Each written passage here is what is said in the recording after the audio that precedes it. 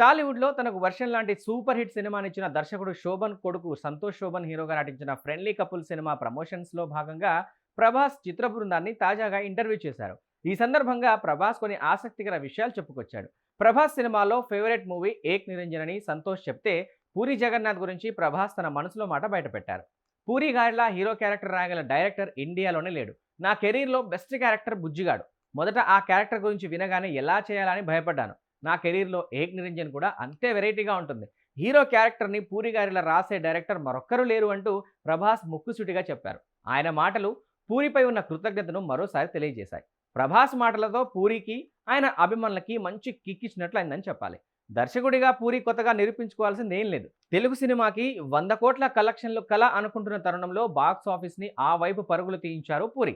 ప్రస్తుతం Vijay సేతుపతితో 'slum dog' అనే cinema చేస్తున్నాడు. ఈ సినిమాపై మంచి అంచనాలున్నాయి. ప్రస్తుతం శరవేగంగా షూటింగ్ జరుపుకుంటున్న ఈ సినిమాని త్వరలోనే ప్రేక్షకుల ముందుకు తీసుకురాబోతున్నారు.